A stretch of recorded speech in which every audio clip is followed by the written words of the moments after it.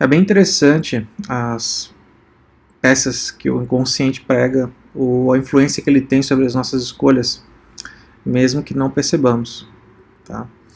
Ah, tem o caso dos pratos, como citei no outro vídeo, que você pode descrever um como batata assada e no outro atribuir outros atributos como uma batata rústica, assada, com alecrim e vários detalhes, como isso evoca sentimentos, sensações e nos ajuda a escolher.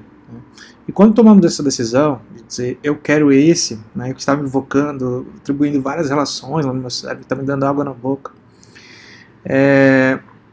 talvez a gente se sinta muito empoderado de saber ou ter essa consciência de que nós estamos no controle, nós estamos tomando decisão. Né? E talvez não seja, talvez exista uma porção de influência que a gente não está tão ligado, ou pelo menos não conhece. Tá?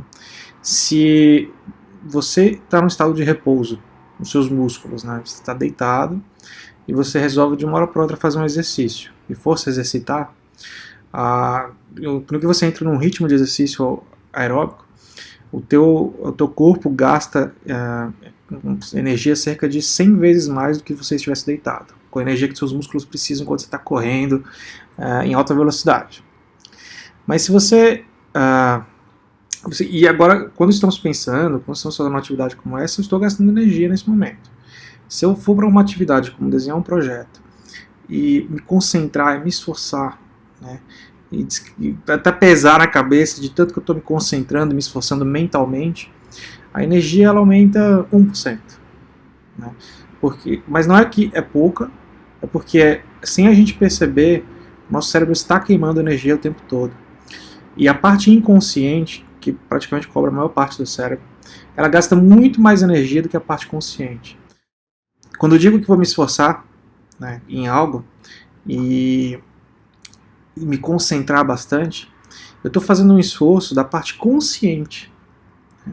Então, a energia relativa que essa parte consciente vai gastar em relação ao que a consciente já gasta é bem pequenininha. A inconsciente, no fim das contas, ela tem uma carga muito grande. Tem N casos que dá para tratar disso. Tá? Tem alguns muito interessantes que são provas de marca. Antigamente, nos testes cegos de refrigerante, a Pepsi ganhava de todos os outros refrigerantes quando provava. As pessoas iam provar, teste cego, eu só provo o refrigerante, não sei qual é, e a Pepsi era escolhida. Mas quando as pessoas diziam, essa aqui é a Pepsi, né, essa aqui é a Coca-Cola, a Pepsi perdia, as pessoas optavam por outra marca.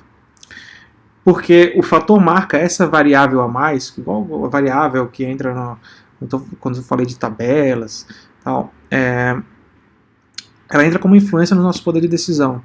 A gente, pelo sabor, né, que a gente sentiu no teste cego, a gente tem uma preferência, que é o sabor que eu mais gosto. Mas quando entra esse elemento, essa variável, e diz essa é a marca, a gente conscientemente muda o nosso conceito. A gente atribui valores intangíveis que seja para aquela que a gente não quer, né? E a gente vai optar por uma que a gente acha melhor. E aí tem aquela de, por exemplo, sabe, um produto é mais caro, então talvez ele seja melhor. Essa é uma impressão que a gente pega, isso não é verdade. Eu conheci um dos ex-diretores da Kaiser, numa escola de marketing industrial aqui de São Paulo, e ele contou um caso similar, que nos testes cegos da Kaiser, nas cervejas, ela ficava assim, igual às outras. Então tinha Kaiser, Brahma, Antártica e por aí vai. Skol, né? E elas ficavam iguais. A Kaiser era escolhida ativamente. Então você tinha um empate técnico entre todas elas. Mas quando eles diziam essa é Kaiser, as pessoas não escolhiam porque viam ela como uma marca ruim. Esse elemento, digamos, racional, esse elemento, essa variável que você permite a pessoa pensar, para dizer assim, sentir que estou fazendo uma escolha, ela atribui aquilo que ela tem, né, em relação a essa marca, que pode ser uma coisa negativa, e aí opta por não escolher. Então, assim, se a gente for parar para discutir casos, e de onde isso surgiu, onde que estão essas discussões sobre consciente e inconsciente, bom, dá para remontar até a Grécia Antiga. tá? Não é de hoje, é desde que o homem pensa, o homem tenta se entender como gente e discorre sobre isso. Existem alguns pontos, né, e aí quando a gente for falar de psicologia cognitiva, de como surgiu a psicologia, como surgiu essa preocupação com o homem, pelo menos até o século XVIII, ainda com Kant, tá, a psicologia não existia como ciência. Tá? Ela era assim, preceitos filosóficos, então eram filósofos, as pessoas filosofavam e eram teorias especulativas, elas não tinham muita base empírica. Sabe, penso, logo existo. Então você começa a pensar em alguns elementos que são anexos ali da realidade, daquele povo antigo. Você ainda não tinha uma metodologia, um método científico, né, propriamente dito.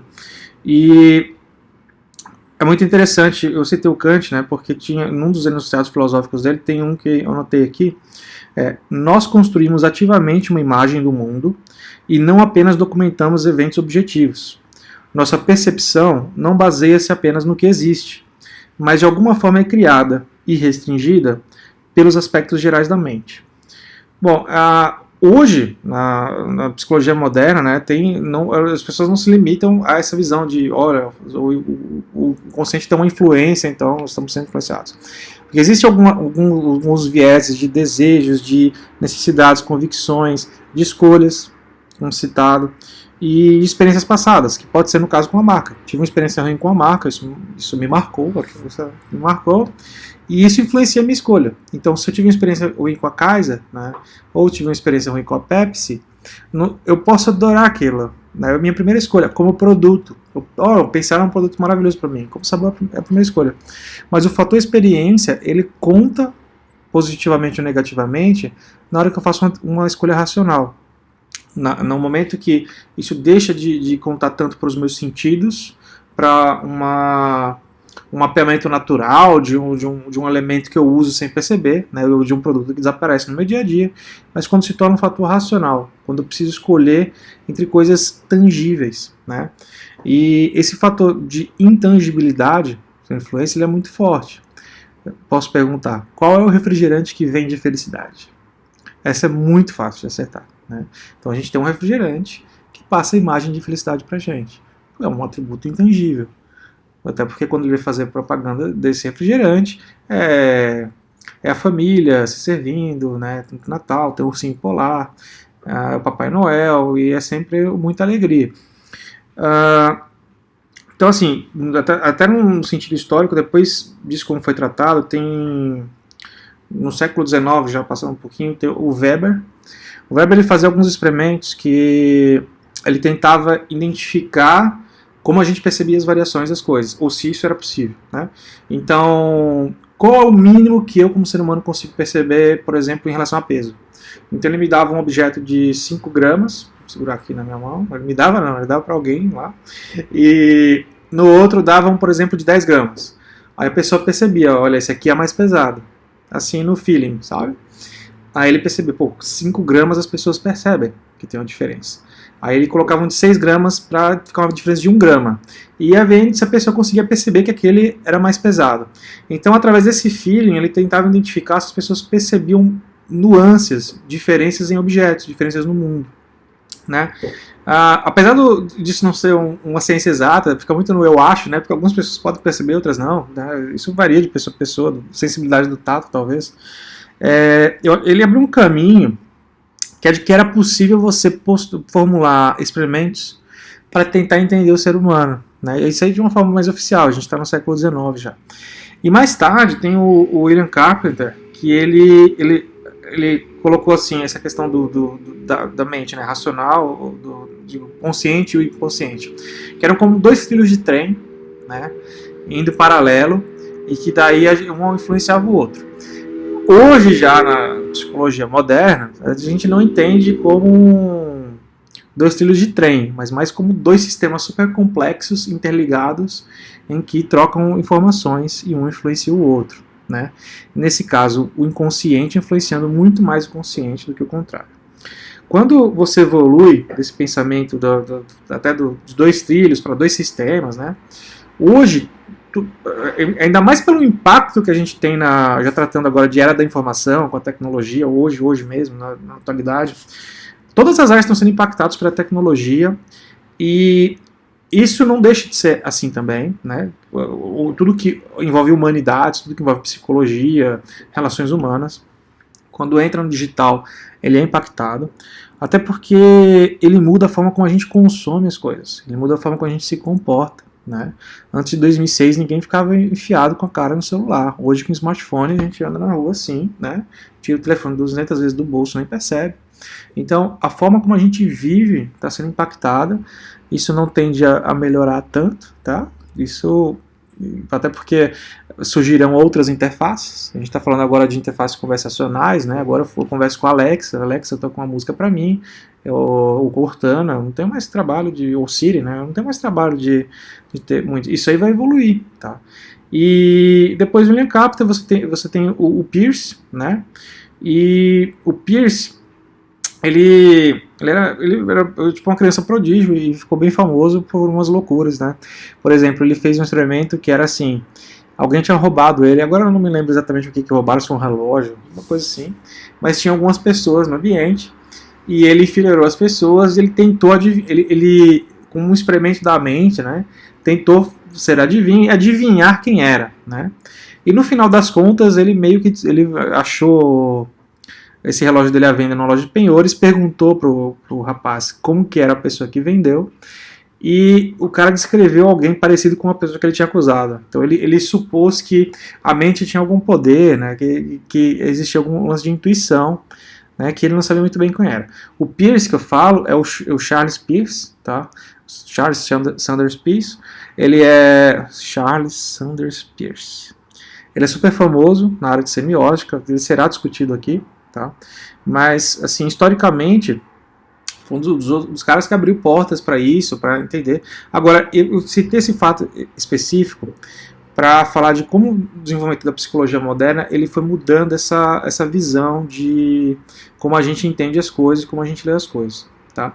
Tem um caso de um africano de 52 anos, isso aí nessa época faz tempo, e só para contextualizar, né, é muito difícil você fazer experimentos de inconsciente com pessoas, porque a gente entende muito pouco do cérebro. E cientistas, quando iam fazer isso com animais, apesar de ser muito feio, eles machucavam uma parte do cérebro do animal, até que essa parte não funcionasse mais. E eles tentavam entender quais as implicações negativas que isso tinha no comportamento do animal, ou se não afetava em nada. Exatamente para tentar entender o funcionamento do cérebro. E por que eles faziam animais? Porque eles não podiam fazer isso com pessoas. Né? Então, era a forma que eles encontravam de fazer isso. E então, assim, é muito difícil você, como cientista, esbarrar com uma pessoa que tenha tido um problema com uma parte muito específica do cérebro e que você consiga fazer um estudo. Assim, não é todo lugar que você tromba com elementos dispostos a te ajudar nesse sentido.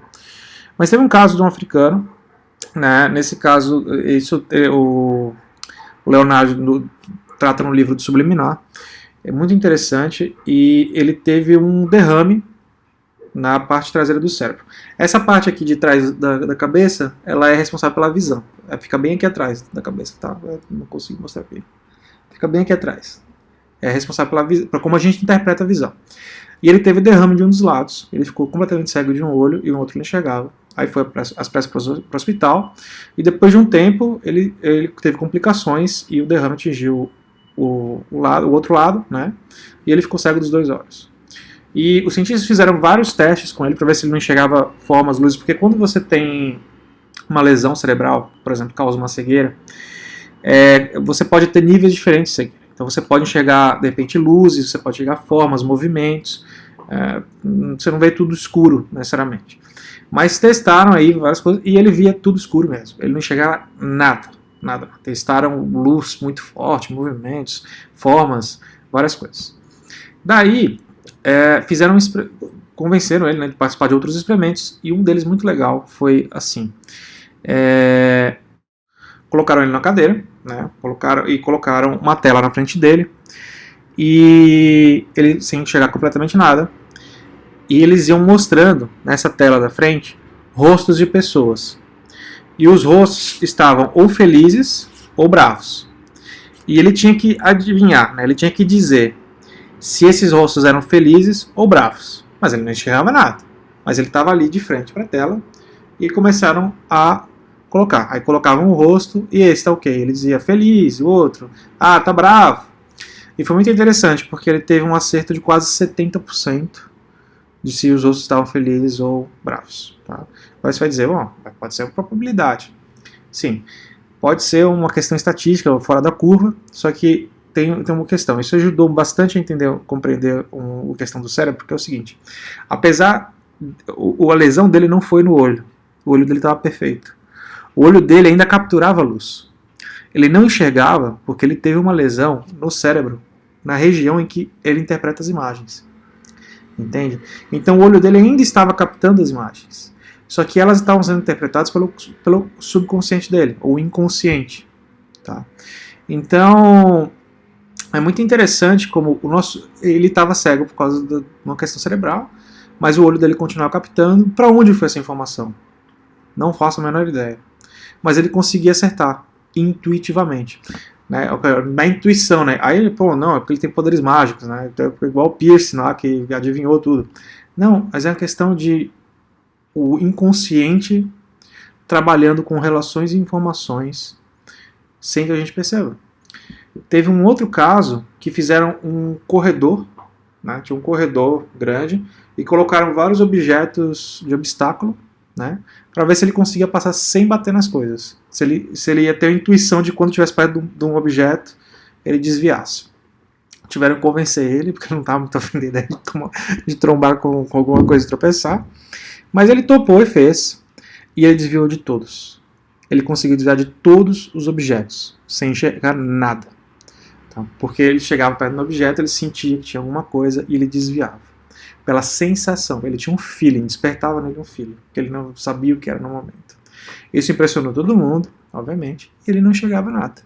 Então, só que o olho dele continuava captando luz, sabe? O que estava interpretando esse feeling era uma outra região do cérebro, que não era essa que formava a visão, né, como a gente enxerga as coisas. E é muito interessante como essas implicações acontecem. Imagina, talvez, nessa questão de feeling, como talvez a gente gosta do que a gente gosta, como a gente escolhe os produtos e os serviços que a gente escolhe, os porquês das coisas, né? Que tipo de implicações do inconsciente nos motivam a escolher coisas? Aí você pergunta, Luiz, por que você está falando isso no grupo de UX? Porque você vai construir produtos e serviços para pessoas, né?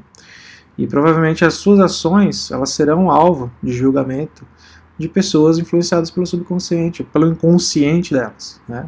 As nossas motivações, quando a gente fala que o intangível pesa muito, né? O valor intangível das coisas, tem muito a ver com isso, né? Então, que tipo de elementos nós despertamos as pessoas? O elemento contextual do UX, ele vai então também pesar em influências positivas e negativas da história dessa comunidade que você está trabalhando. E comunidade eu falo esse conjunto de personas que talvez você crie. Né? Tenha isso em mente, porque um projeto mais maduro, isso só vai levar a um projeto mais maduro, tá bom?